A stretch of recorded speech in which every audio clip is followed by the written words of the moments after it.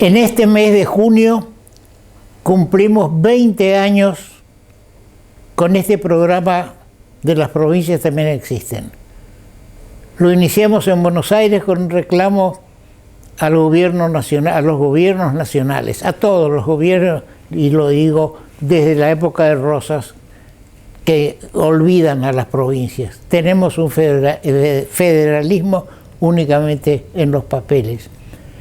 Por eso, y ya celebrando estos 20 años, que son muchos, hemos resuelto hacer 2 ediciones de este programa de las provincias también existen, con invitados distintos, ¿verdad? Es decir, hacer 2 ediciones son distintas las participaciones y las novedades que tengamos.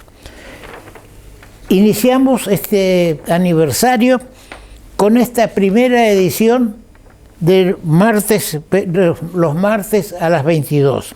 Este programa se repite los miércoles a las 18:30, los jueves a las 17 horas. Después está la segunda edición, que es el viernes a las 21, nuestro horario habitual del programa, los domingos a las 10 de la mañana, hora muy vista, los lunes a las 11:30. Es decir, que 6 días, excepto el sábado, van a tener ustedes oportunidad de ver, de juzgar lo que decimos y lo que dicen nuestros invitados en este programa. Hoy lo iniciamos con la participación del doctor Jorge Eliotti, jefe de la sección política del diario de la Nación de Buenos Aires, y también con Patricia Gerbach, licenciada en Psicología, que nos va a dar su impresión sobre lo que está ocurriendo con la cuarentena y con las restricciones anticonstitucionales. Empezamos entonces, luego del corte, con el doctor Jorge Eliotti vía telefónica. Llegó 365 a Corrientes, junto con el diario El Litoral. Banco, el Banco de Corrientes. Municipalidad de la Ciudad de Corrientes, latiendo juntos.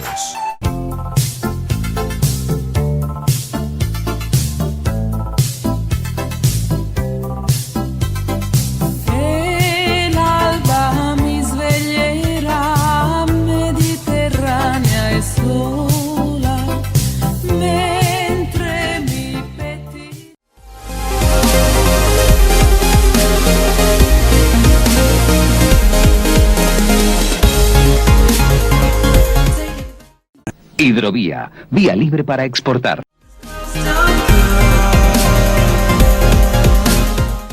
Estamos con el doctor Jorge Eliotti en una comunicación telefónica.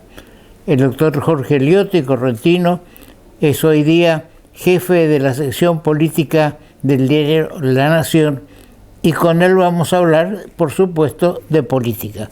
Buen día, Jorge, un gusto escucharte nuevamente.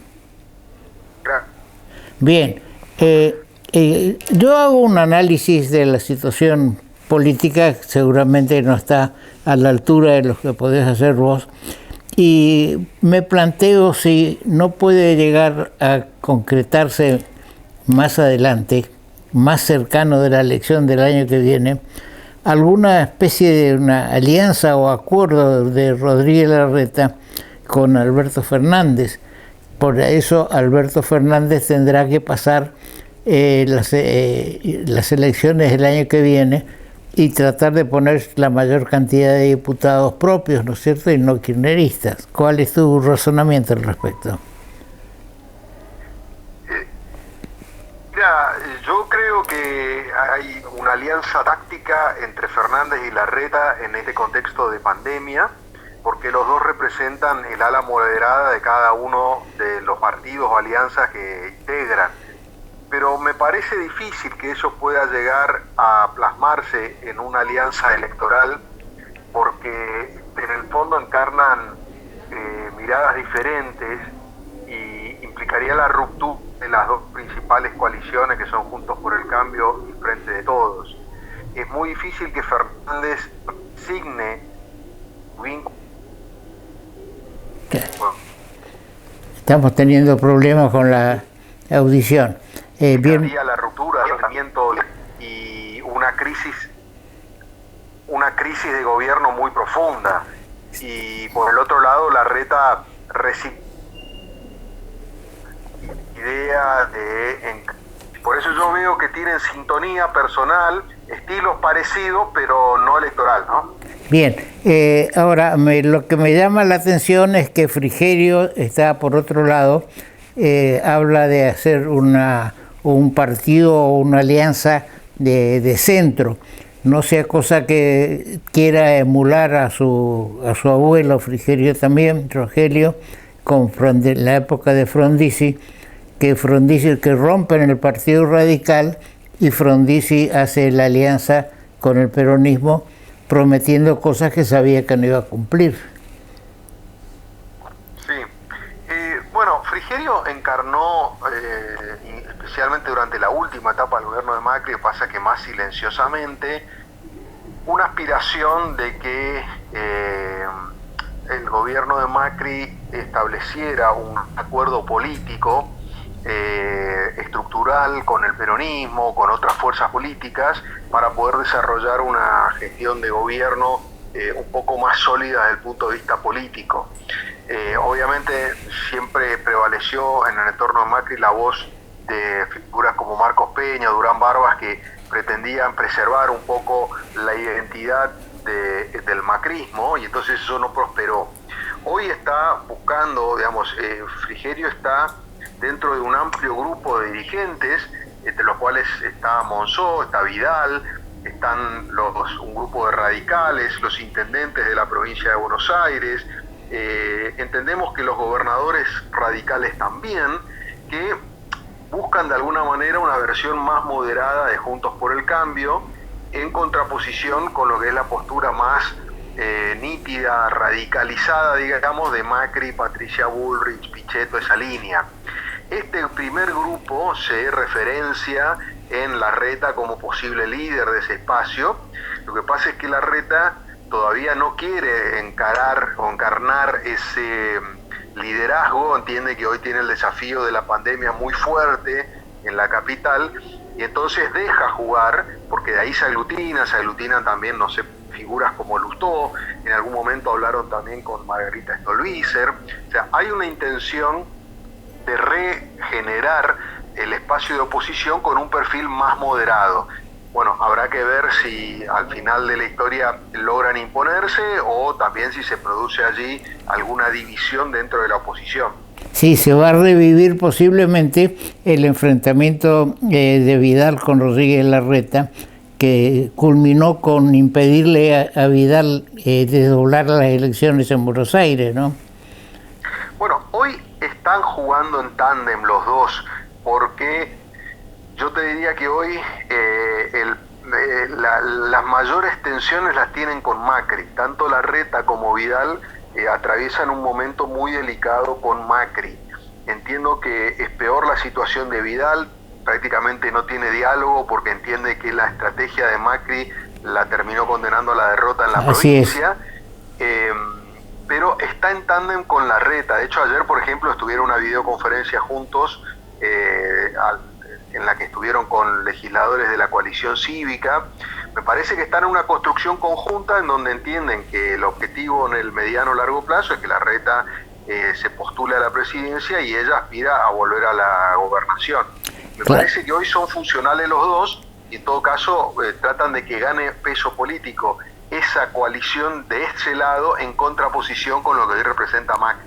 Sí, ahora es más probable también de que el año que viene Vidal se presente como candidata a diputada nacional, de acuerdo, ya sea en cualquiera de los dos distritos. Yo creo que le va a convenir más hacerlo en Buenos Aires para tratar de revivir su paso por la gobernación. Yo creo lo mismo, creo que ella hoy se está parando en un lugar de liderazgo en la provincia. De hecho, ella sigue operando silenciosamente en la legislatura bonaerense y su estrategia apunta a la provincia de Buenos Aires. Todo indica que el año que viene va a ser la figura que va a salir a disputar a Kicillof, aunque Kicillof no sea candidato a legislador, va a ser la contrafigura contra el oficialismo bonaerense. Sí, ahora podemos hablar de una similitud de Cafiero, con las funciones de Cafiero, con las funciones que tenía Peña en el gobierno de Macri, porque son los dos, en los dos casos, eran prácticamente los voceros y los que recibían los golpes de todos, ¿no? Bueno, en gran medida es parte de la tarea que le toca a los jefes de gabinete. Así es. Realmente veo una diferencia en la relación que tienen con sus respectivos presidentes. Peña tenía como función moderar a Macri. De hecho, Macri en general tenía ideas como más radicalizadas y Peña lograba un poco aterrizarlo y evitar que dijera cosas por ahí más inconvenientes o políticamente más incorrectas. Y al mismo tiempo conceptualizaba algunas ideas de Macri, le daba volumen político, era un gran estratega, a pesar de lo cual era excesivamente cerrado en su mirada, y yo creo que terminó influyendo. Siempre hay una duda ahí si él influyó en Macri o en realidad era el propio Macri el que nunca quiso en definitiva ampliar un poco la coalición o llegar a algún tipo de acuerdo, por lo menos para la aprobación de un conjunto de leyes. Es decir, Peña era muy influyente sobre Macri, algo que no vemos hoy en Cafiero, que yo te diría que es más un ejecutor de las decisiones de Alberto Fernández. Es el hombre de mayor confianza también, eso es parecido a lo de Peña, pero con, te diría, menos autonomía. Yo te diría que todos saben cuando habla Cafiero es la voz de Alberto Fernández. Así es, sí. Pero no tiene un juego político propio, y eso yo creo que a veces se nota. Ahora, Cristina no lo ve con buenos ojos a Cafiero como un impulsor del gobierno de Alberto Fernández, ¿no? No, Cristina no lo ve, pero no lo ve a Cafiero, en general no ve con buenos ojos a los ministros que vienen del entorno del propio Alberto Fernández y que cultivan un perfil moderado.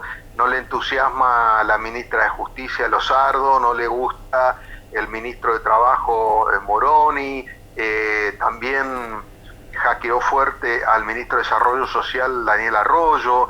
En líneas generales prefiere dirigentes mucho más combativos, con posturas más determinadas y no funcionarios que tengan el estilo moderado de Alberto Fernández. Por eso los desgastan mucho y bueno, ya han tenido varios problemas, por ahora están allí, pero bueno, varios de ellos ya están con un desgaste. Igualmente, el caso puntual de Cafiero, yo creo que sería muy difícil que lo corran por la sencilla razón de que sería entregar una figura demasiado relevante para Alberto Fernández. O sea, yo eso, la verdad es que hoy no lo veo. Sí puede ocurrir que algún ministro, una vez que pase lo peor de la pandemia y un poco el gobierno intente ingresar en una nueva fase, por ahí hay un replanteo, eso en el gobierno lo admiten, hay un replanteo en algunos funcionarios, ¿sí? Sí, el caso de Techín, por ejemplo, que devuelve lo que habría recibido para pagar el 50% de los sueldos, es un enfrentamiento también entre la posición de esa diputada que habla por Cristina y cuando, Alberto la enfrenta diciendo que prácticamente es una locura lo que pretende, que dar una ayuda monetaria pero a cambio de acciones, con lo cual van a ir pretendiendo copar a todas las grandes empresas. Bueno, ese proyecto, como vos decías, ya no corre más porque Alberto Fernández se encargó de frenarlo. Un poco en la reconstrucción de esa idea de la diputada Vallejos, tengo la impresión de que fue más un emprendimiento personal que nunca logró tener mucho consenso. Nadie terminó apoyándola en serio, ni siquiera dentro de la cámpora, que no estaban de acuerdo y no la reconocen como una figura propia. Lo que pasa es que ahí aparecen los errores del gobierno, que dejó circular durante 10 días esa iniciativa, generó un ruido fenomenal en el mundo empresarial. De hecho, esto que vos mencionás de Techín es consecuencia meramente del temor a que por aceptar esta ayuda estatal terminen complicando la situación de sus empresas. Entonces, hay un error estratégico de demorar demasiado la contraindicación de la iniciativa, al punto de que hubo 2 ministros que sin ninguna señal clara de cuál era la postura del gobierno salieron a decir que les parecía interesante, no sabían qué decir. Entonces 10 días de incertidumbre generando una corrosión muy grande en el sector privado para después salir a obturarlo. Me parece que perdieron muchísimo tiempo y que el daño fue muy alto para una iniciativa que nunca había sido consensuada, ni siquiera, insisto, he hablado con gente de la Cámpora y dicen que ella no representa a la Cámpora y que la iniciativa no fue consultada, que fue una idea propia que tiró. Bien, ahora, ¿cómo interpretás estas manifestaciones que se están dando en todo el país, sobre todo alrededor del Obelisco en Buenos Aires, encabezada por los médicos, pero que se acoplaron comerciantes también que están objetando los cierres y la competencia que le hacen los shopping que venden lo que ellos no pueden vender en sus negocios? ¿Habría una especie de crítica subjetiva hacia el gobierno de Fernández? Bueno, a ver, yo creo que las marchas y las protestas han sido muy acotadas, incluso acá en Buenos Aires. El único lugar donde hubo un poco más de concentración fue en Tigre, pero sí es cierto que hay un malestar creciente por los efectos de la cuarentena que el gobierno está siguiendo con atención, porque el riesgo que hay allí es que más que las marchas o las movilizaciones, que hoy la gente no lo ve con buenos ojos, hay más riesgo de desobediencias individuales, de que de algún modo empiece a desgastarse la cuarentena porque un conjunto de gente individualmente empiece a desobedecer, y entonces en el momento en que el gobierno pierda la administración de la cuarentena, bueno, pierde todo efecto. Hoy yo no veo que sea, porque digamos, en el tema de la cuarentena, por ejemplo, también está Larreta, que estaba con una postura de mantenerla. Entonces, no es solo sobre el gobierno nacional. A mí me parece que hay un problema profundo en lo que tiene que ver con cómo continuar en una próxima fase para hacer lo que llaman una salida inteligente. O sea, cómo buscar un mecanismo. Está claro que no se puede abrir todo como era antes de la cuarentena. Por supuesto. Está claro que no se puede mantener todo cerrado. Esos son como los dos extremos que son más fáciles, ¿no? Si vos abrís todo, perfecto, y si cerrás todo, bueno, ponés un control y no circula nadie. El asunto es cómo administrar las alternativas intermedias, y hasta ahora, tanto el gobierno nacional como de ciudad, de provincia, que es el lugar donde está el foco principal, no han logrado dar con un esquema intermedio que permita oxigenar un poco, no solo la actividad social, sino la comercial, y al mismo tiempo no poner en riesgo los números, porque estamos en un momento donde yo te diría que es bisagra, se define si el número de contagiados y de muertes empieza a empinarse o si se queda en esta meseta que estamos viendo hoy, ¿no? Entonces es un momento crucial. Yo creo que esta semana es muy importante en ese sentido, porque el gobierno percibe esa doble presión, la presión de los números, de los contagios, de la evolución de la pandemia, y la presión social y económica de una sociedad que ya está hastiada después de más de 2 meses de cuarentena. Sí, ahora esa reacción de la sociedad podríamos verla reflejada en el tema de los permisos para circular, que bajaron 1,5 millones. Ahora, si bien 5 millones de personas pidieron permiso para circular, eso es algo que yo objeto, porque es un atentado contra la libertad individual, que para poder ir, por ejemplo, acá en Corrientes se han levantado algunas restricciones, pero para ir desde mi casa al restaurante, que pueden estar 4 personas en una mesa, tengo que tener el permiso para circular y hacer una reserva previa. Y si estoy por la Costanera y se me ocurre, bueno, con mi señora, o vamos a comer, vamos a almorzar o a cenar, y bueno, no, porque no pedimos o no teníamos el permiso para circular, o no habíamos hecho la reserva previa, ¿no? Claro. Bueno, yo creo que es parte del problema que tiene que ver con, en situaciones excepcionales hay una resignación de libertades que en un momento las sociedades hacen con un poco más de voluntad porque temen el impacto de la pandemia. En cuanto el miedo disminuye, la cesión de libertades aparece como más costosa, ¿no? Entonces, si la gente ve que se apilan los muertos en las calles, es probable que ni siquiera haga falta un permiso, porque la gente se queda en la casa sola. Ahora, en un contexto en el cual ya llevamos más de 2 meses y todavía, digamos, la situación no se desmadró, entonces es más difícil sostener ese tipo de restricciones, y la cesión de libertades individuales, bueno, es algo más tenso, ¿no? El peligro está en que no haya una tentación de continuar más allá de la cuarentena actual, una cuarentena light, pero que nos está controlando el Estado. Hay un Estado policíaco que para poder entrar al restaurante, para poder, me decía ayer una señora, lleva a su hija al odontólogo y resulta que tiene que poner en una planilla el nombre de uno, de otro, domicilio, número de documento. Es decir, nos están fichando a todos los ciudadanos y eso puede ser peligroso en un futuro. Sí, sin duda. Yo creo que va a depender mucho de la evolución de la pandemia y si después se desarma ese mecanismo y que termina siendo una cuestión excepcional. No debería haber razones para que ese nivel de control perdure más allá de la pandemia. Siempre recuerdo en el caso de los Estados Unidos, después de los atentados en las Torres Gemelas, que los ciudadanos norteamericanos hicieron una cesión fenomenal de sus derechos. Digamos, el gobierno tomó derechos de escuchar y espiar comunicaciones telefónicas, mensajes de mails, etcétera, y la gente no dijo nada, a pesar de que Estados Unidos es un país muy acostumbrado a la defensa de las libertades individuales.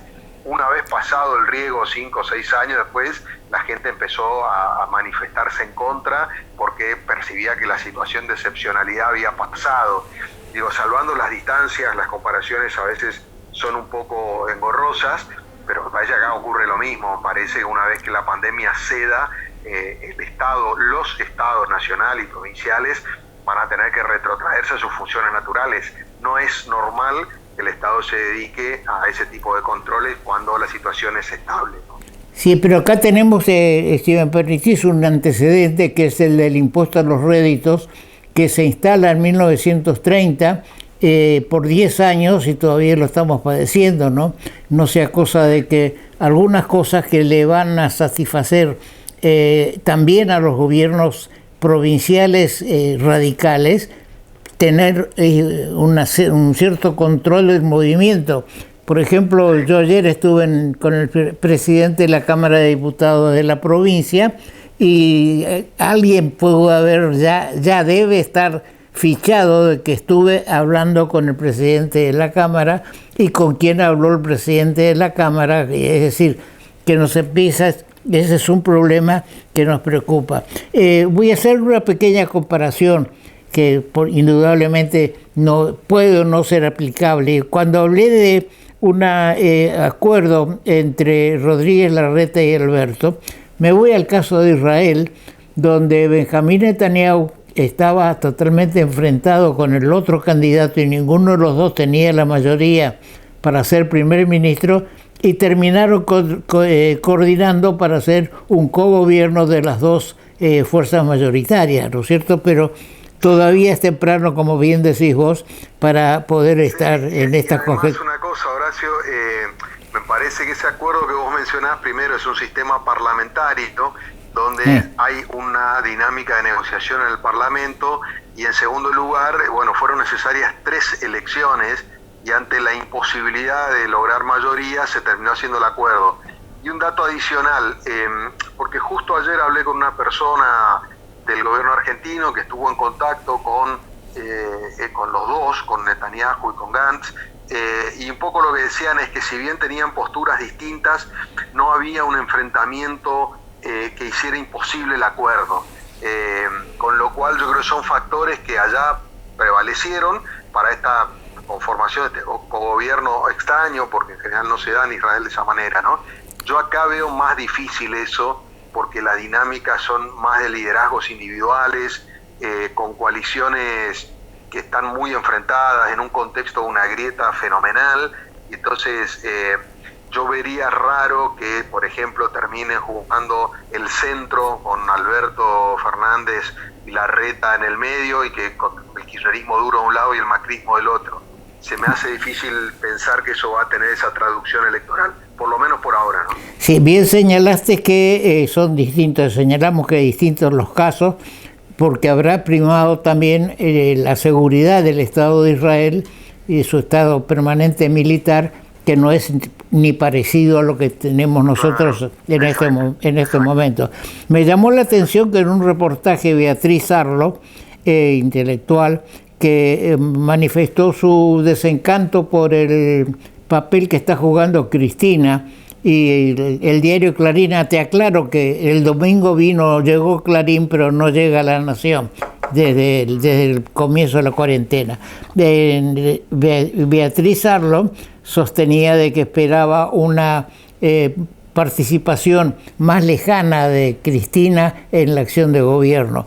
Eso puede traer alguna consecuencia también. Yo creo que la batalla Fernández, es decir, Alberto-Cristina, se va a librar el año que viene, a lo mejor dentro de 11, 12 meses, con la elección de los candidatos al Congreso, porque en este momento en diputados no tienen una mayoría clara Fernández, o digamos, o el justicialismo, kirchnerismo, como lo llamemos, y ahora es función de la oposición evitar que haya una mayoría neta propia, porque yo digo y escribí acá, de que acá tenemos elección de gobernador también el año que viene.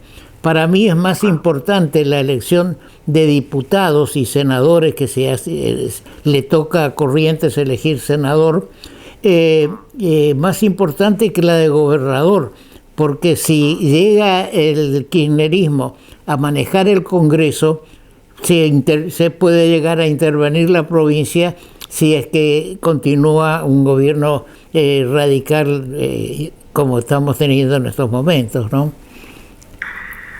Sí, a ver, en lo que hace a la relación de los dos Fernández, si nos guiamos por lo que vimos hasta ahora, lo más probable es que no haya mucha disputa y que Cristina termine tomando las decisiones más importantes.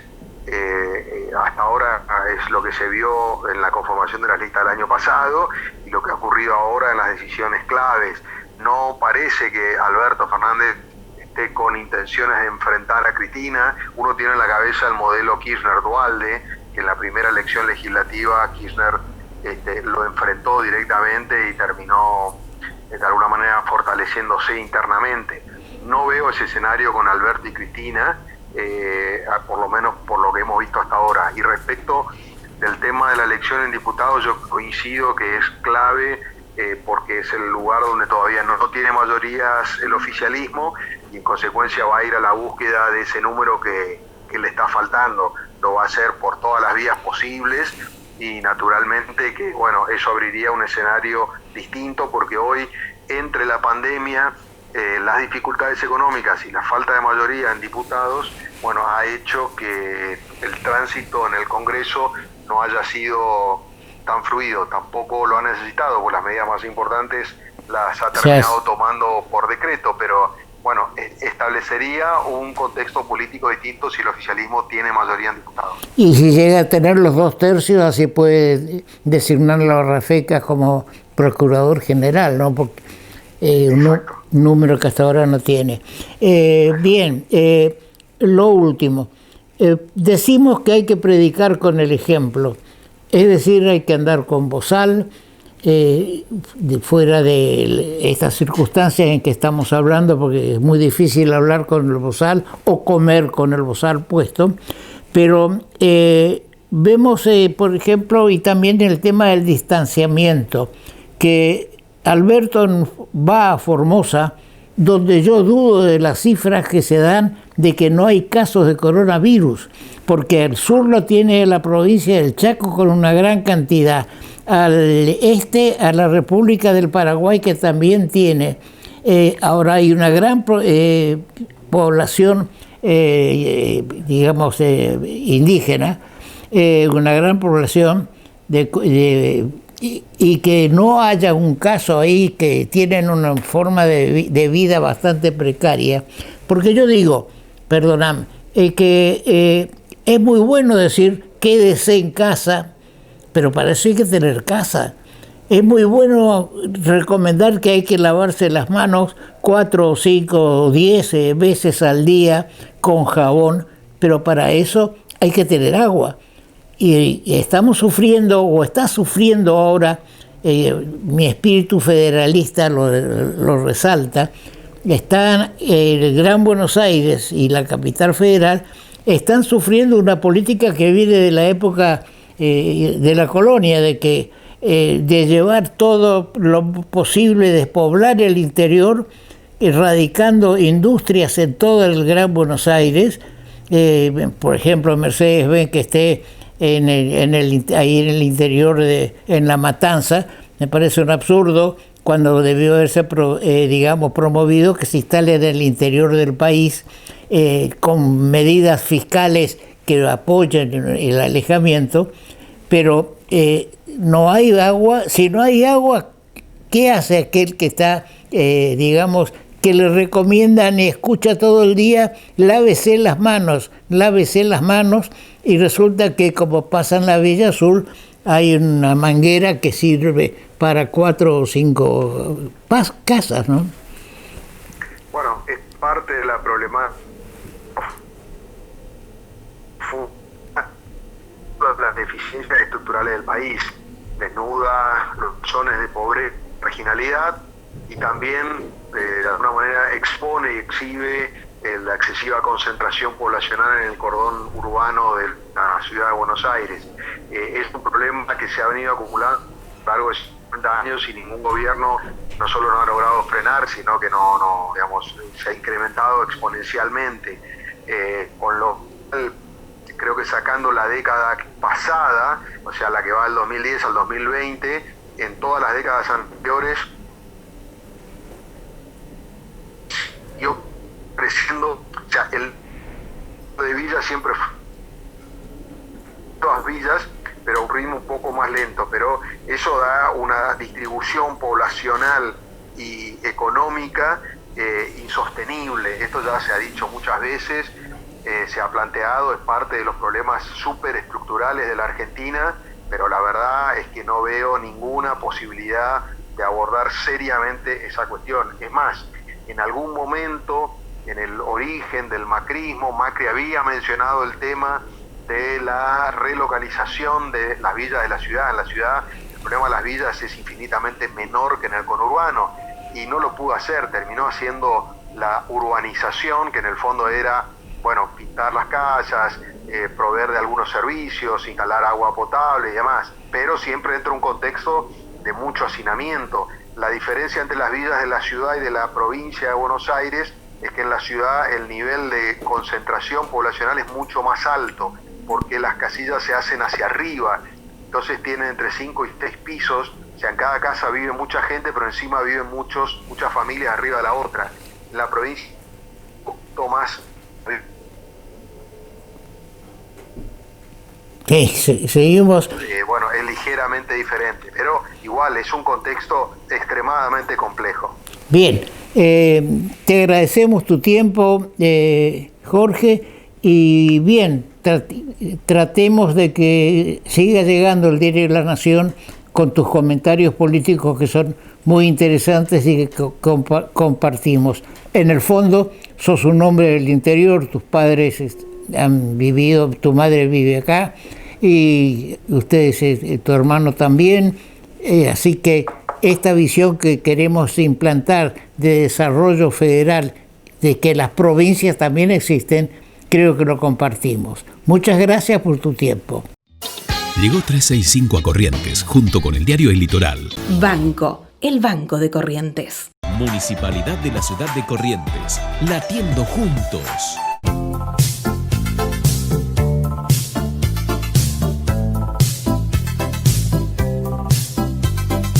El alba mi sveglierà mediterranea.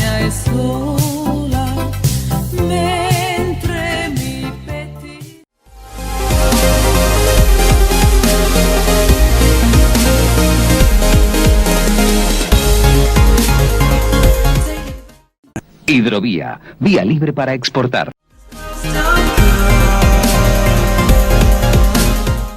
Estamos ahora con Patricia Herbach, que habitualmente la invitamos a nuestro programa para analizar todo este tema de la pandemia, de la restricción de las libertades, de los permisos para circular.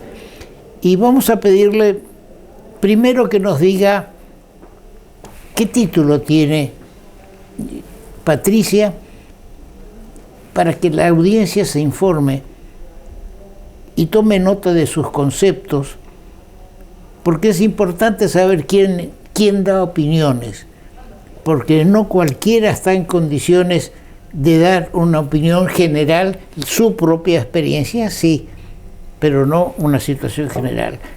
¿Qué título tienes, Patricia? Bueno, yo soy licenciada en psicología, soy mediadora y soy profesora titular de la cátedra de mediación en la universidad. ¿Acá en la UNE? En la UCES, Ajá. en la Universidad de Ciencias Empresariales y Sociales. Bien. ¿Cómo desde tu punto de vista, cómo se está desarrollando este tema de la cuarentena? Porque hay algunas cosas que nos preocupan, sobre todo que hay que predicar con el ejemplo. El presidente en Formosa no dio un ejemplo de lo que tenía que ocurrir. Exactamente. Estamos agraviados por la necesidad de permisos para circular. Decíamos con Liotti que destacábamos que 1,5 millones menos de permisos para circular se ha pedido en Buenos Aires. Hasta Beatriz Arlo, que en su momento apoyaba con fuerza Fernández, ahora está en crítica con la intromisión de Cristina dentro de las gestiones de gobierno. Pero dejemos la parte política y vamos al tema del análisis de estas concentraciones que se hacen, que también se han hecho acá en Corrientes y demás. De todo lo que hablé, tu opinión libre, los minutos que necesites. Te escuchamos. Bueno, muchas gracias, doctor, por la invitación, en primer lugar, por la deferencia de invitarme. Y mi análisis es el siguiente, y es crítico, como usted dice. El ejemplo debe ser desde los más altos niveles de gobierno que nos imponen a todos determinadas conductas, como por ejemplo el barbijo en el ámbito social, la distancia social que hay que tener, y todos hemos visto esta semana nada más al presidente abrazarse apretadamente con el gobernador de Formosa, sacarse selfie apiñado con un montón de gente, sin barbijo, sin distancia social. Entonces yo me pregunto como ciudadana, ¿para quiénes son las reglas? Y toda vez que alguien impone reglas y se coloca por encima de las reglas, estamos hablando de algo que tiene que ver con el orden de la perversión. Entonces las reglas son para los demás y no para mí, porque yo estoy por encima de las reglas. Y esto ya nos pone en una desigualdad con respecto a los ciudadanos, y estamos en un Estado democrático y en una república. Por esa razón deben estar funcionando plenamente todos los poderes del Estado, como sucede en todos los países del mundo. Aún en los países más afectados, las potencias europeas y Estados Unidos no han suspendido un servicio esencial como es la justicia y el Congreso. Entonces es inexplicable que esto esté pasando en Argentina. Es decir, que en vez de estar en un Estado de Derecho, estamos en un Estado torcido. Exacto. No está enfilado en la Constitución que tengo en mis manos, en la que habla de los 3 poderes en forma independiente y complementaria. Ajá. Coincidimos en eso. Coincidimos. Ahora, ¿crees que digamos, los medios, la prensa, el periodismo, está manejando bien este tema, o puede estar habiendo una crisis, un enfrentamiento político interno del peronismo, justicialismo, kirchnerismo, en el sentido de que si a Fernández le va bien con este tema de la pandemia y de la cuarentena, sus acciones van por encima de la posición de Cristina? Y entonces no dicen no estoy de acuerdo con la cuarentena, pero se critican algunas posiciones. Nosotros, tanto vos como yo, criticamos desde la Constitución. Adelante. Exacto, y nosotros tenemos que tomar criterios de realidad toda vez que hablamos y argumentar desde ahí. ¿Qué estamos viviendo nosotros, ya que mencionó los medios de comunicación, doctor? Un uso absolutamente inadecuado, viciado y con falencias profundas en la comunicación. Pero esto no es algo casual, es algo estudiado, es algo pensado y es algo intencional. Por ejemplo, ¿a qué me refiero con esto? Se utiliza el lenguaje desde los medios de comunicación para sancionar, demonizar, distorsionar, amenazar. Amenaza incluso al mismo presidente cuando dice que las personas que proponen un levantamiento de ciertos aspectos de la cuarentena, porque no estamos en desacuerdo en que se tomen medidas para hacerle frente a una enfermedad virulenta como es el coronavirus. No estamos en desacuerdo con eso. En lo que estamos en desacuerdo es en la forma. Nosotros tenemos referentes que podemos tomar. Paraguay y Uruguay, sin embargo, no se toman. Están muy cerca de nosotros, han tenido un muy buen manejo y trámite, salvando las distancias de la cantidad de habitantes, pero han tomado medidas estratégicas que han permitido que la población siga funcionando medianamente bien en un orden de normalidad y no se ha cerrado irrestrictamente como fue acá, por ejemplo, porque hay provincias que no han tenido este desarrollo de la enfermedad y sin embargo han estado detenidas igual. Eso es inadmisible. Sí, ahora se alivió acá en Corrientes la costanera y el Parque Mitre se va a poder circular en bicicleta. Ahora, mi pregunta es, ¿y a pie también? Porque se habla de bicicletas y de motos o de... A pie hay que pedir autorización y yo la he pedido, cosa con la que no estoy de acuerdo, y he ido al circuito a caminar, y para entrar al circuito, en el regimiento, me han pedido documentos, como si yo fuera un delincuente. Quisiera que la policía y la municipalidad esté actuando del mismo modo que actúa con los ciudadanos, que trabajamos, que no delinquimos, como actúa con nosotros, actuar con los delincuentes. No entiendo por qué la policía, la municipalidad, una chiquita me pidió el documento que ni siquiera tenía una autorización ni estaba uniformada, por ejemplo, me dijo que era la municipalidad. Entonces, acá estamos en una situación distorsiva, ¿sí? Con lo que usted me preguntaba de esta lucha intestina, claro que la hay, porque sabíamos todos que hay una lucha de poder interna, porque la vicepresidente tiene aspiraciones de poder y no llegaba sola, y por eso convocó a este presidente actual, que era su crítico y adversario, un crítico muy ácido y por otro lado muy concreto y fundamentado en lo que decía, y sin embargo ahora se declara su gran amigo. Pero sabíamos que esto era un matrimonio político contravenido y que obviamente las luchas de poder están a la vista y lo vemos todos con los puestos, digamos. La cámpora está en todas las cajas del país. Incluso personas que estaban cuestionadas severamente por malversación de fondos, ahora están al frente de cajas. Esto es una barbaridad, ¿sí? Y el presidente Fernández cede esos espacios o no tiene otra alternativa, no sé cuáles son las internas porque no las conozco. Pero volviendo a lo que hace a la población, nosotros no podemos estar presos en nuestro mismo país porque usted tiene ahí la Constitución. La Constitución nos asegura las libertades básicas, circular libremente por todo el territorio argentino. Hoy no lo podemos hacer, excepto que se baje una app y que nos dé el gobierno una autorización. Eso ningún ciudadano argentino lo tiene que aceptar, porque la app Cuidar es una app que tiene un montón de ítems de control, por ejemplo, la ubicación geográfica. Nosotros no tenemos que estar controlados de este modo porque el gobierno tiene otros instrumentos para enfrentar la pandemia o ver si los ciudadanos, testear si los ciudadanos somos portadores del virus o nos hemos infectado, ¿sí? Hay otros métodos.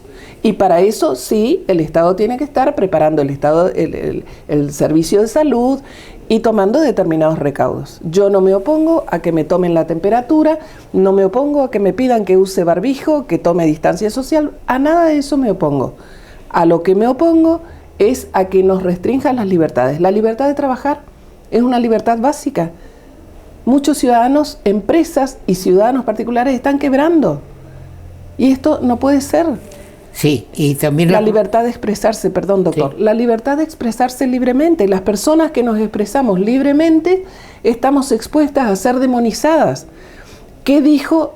En todo el país hubo una marcha este sábado 30, que era por las libertades, y también hubo otra marcha paralela que era la de los médicos, justamente porque están siendo muy maltratados y muy mal cuidados. Y son los que están en la línea de fuego de la pandemia. ¿Y qué decían muchos medios? Los anti-cuarentena. Nadie dijo los que están a favor de la libertad, por ejemplo, o de las libertades, o los que salen a pedir que se garanticen los derechos. Nadie dijo eso. Dijeron los anti-cuarentena, los que ponen en riesgo la salud pública, ¿sí? Sí, y los que tienen profesiones liberales, pero no de partido liberal, sino que como independiente,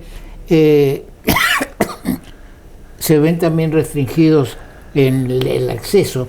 Le comentaba a Liotti hace un momento de que una señora me decía ayer precisamente que lleva a su hija al odontólogo y tiene que llenar una planilla donde pone todos los datos y el domicilio y acá para poder acceder. Y la presidenta del Colegio de Abogados en el programa anterior nos decía que hay que pedir, para ir a notificarse, hay que pedir turno en el Superior Tribunal de Justicia, otra restricción a la libertad, y que le dan un turno, por ejemplo, a las 8 de la mañana en un juzgado que está en el primer piso, y otro permiso para las 10 de la mañana o a las 9 de la mañana un juzgado que está en el tercer piso. No puede terminar en el primer piso y subir, ya sea por las escaleras o ascensor, al tercer piso a cumplir con su otra cita o su otro objetivo. Está obligada a bajar del primer piso a la planta baja, volver a ficharse, a ratificar la autorización que tiene y volver para ir al tercero.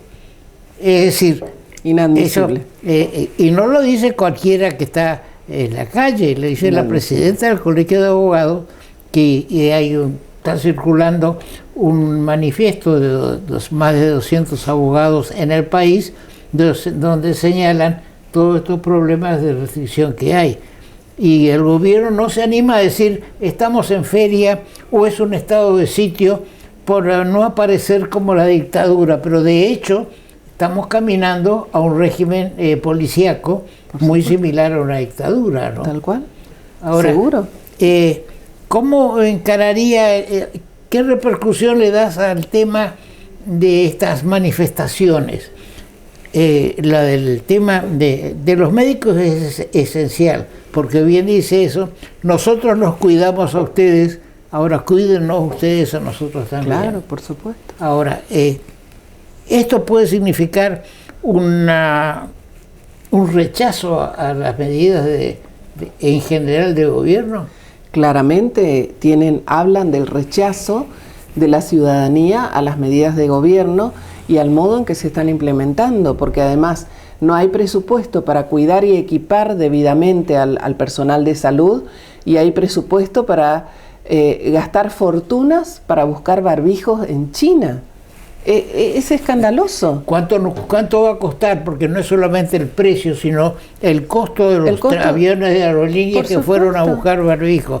Digamos que son 3 o 4, y con un agravante. Por supuesto, los aviones tienen una capacidad de tonelaje. Sí. Entonces, lo ideal es que vayan aviones de carga, o por lo menos los aviones los de aerolíneas, que hubieran levantado los asientos disminuyendo el peso, pero no, agarraron un avión que va a Estados Unidos o a Europa y lo mandaron a China, no sé si por la ruta polar, y después lo cargan con barbijos y con otros elementos que encima hay denuncias de que los barbijos y los elementos no están en buenas condiciones, denuncias hechas por los mismos médicos.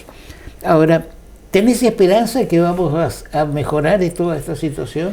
La única esperanza que tenemos es la responsabilidad individual, que todos los ciudadanos, propios y ajenos, porque,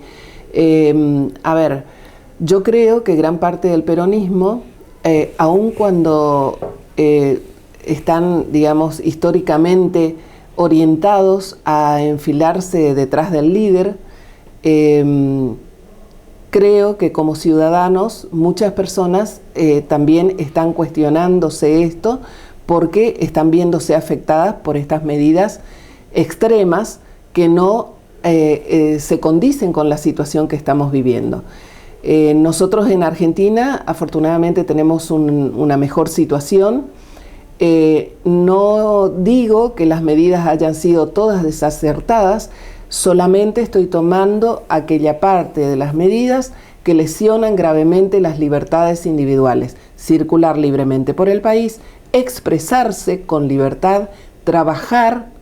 Esas son básicas, a eso me refiero. Entonces, creo que tenemos oportunidad desde el lugar de la libertad individual y que cada uno de nosotros se dé cuenta que esta comunicación que estamos teniendo desde los lugares de poder son manipulatorias, porque nos manipulan con el miedo a la enfermedad, al contagio y a la muerte. Y además nos culpabilizan, como han culpabilizado, por ejemplo, a los médicos en San Juan, de ser propagadores de la enfermedad. Entonces, el Estado se está convirtiendo en persecutor de los ciudadanos. Y cuando un Estado se convierte en autoritario, en una dictadura, en persecutor de los ciudadanos, todos estamos en riesgo. No importa si uno es peronista, macrista, ucerreísta o cualquier ista que sea, ¿sí? Yo soy solo ciudadana independiente, no formo parte de ninguna fuerza política. Y como ciudadana independiente me opongo a esto y tengo la expectativa de que mi palabra pueda hacer reflexionar a las personas de cualquier partido político, porque acá no estamos hablando de partidos políticos, estamos hablando del ser ciudadanos argentinos con los derechos garantizados por la Constitución y que podamos ejercerlos plenamente. Y el Estado está para garantizar eso, no está para darnos los derechos ya están dados. Entonces solamente los tenemos que ejercer y el Estado debe garantizar el ejercicio de esos derechos. ¿Es así o no, doctor? Muy bien, es así, estamos de acuerdo contigo. Bien, siempre es interesante escuchar opiniones que no están politizadas y que reflejan el sentir de la sociedad. Por eso la presencia de Patricia en nuestro programa, en forma casi habitual, digamos, es un éxito para nosotros. Gracias, Patricia. Gracias a usted, y doctor. nosotros seguimos con nuestro programa. Llegó 365 a Corrientes, junto con el diario El Litoral. Banco, el Banco de Corrientes. Municipalidad de la ciudad de Corrientes, latiendo juntos.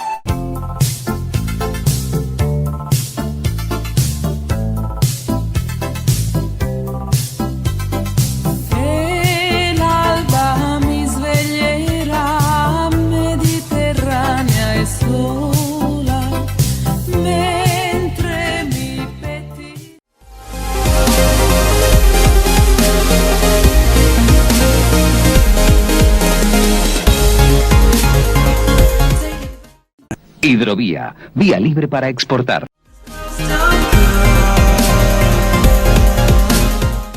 Como decíamos al comienzo de nuestro programa, cumplimos 20 años con este programa de Las Provincias También Existen.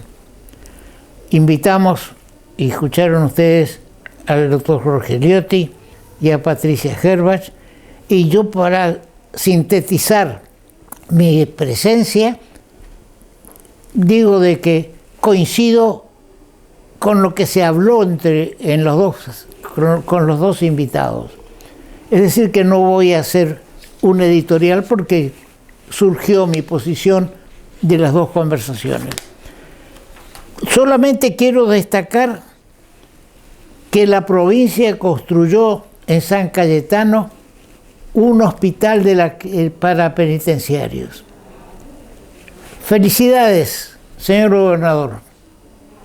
Es lo que veníamos pregonando desde hace más de 30 años con un proyecto de ley para construir cárceles, una en Corrientes y otra en Cursucuatiá. Muy bien separar el preso, el detenido, el condenado que tiene enfermedad, que vaya al hospital penitenciario, no al hospital común como era hasta ahora, con una guardia. Y alguna vez algunos supuestos enfermos se escapaban. Recalcamos que estamos, desde la época que fui diputado provincial, por mejorar la condición de los internos de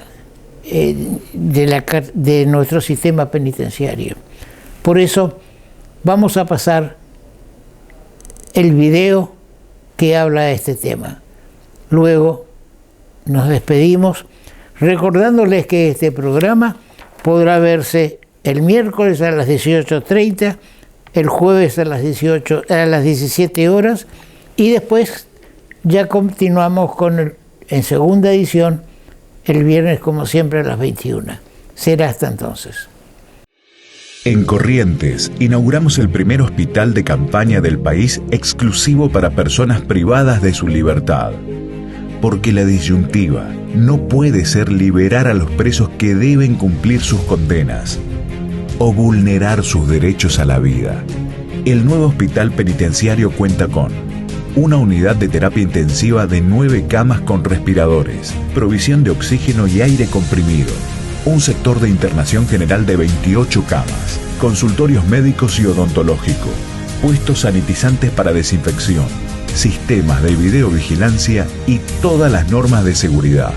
En Corrientes garantizamos los derechos de todas las personas, porque Corrientes somos todos. Gobierno Provincial.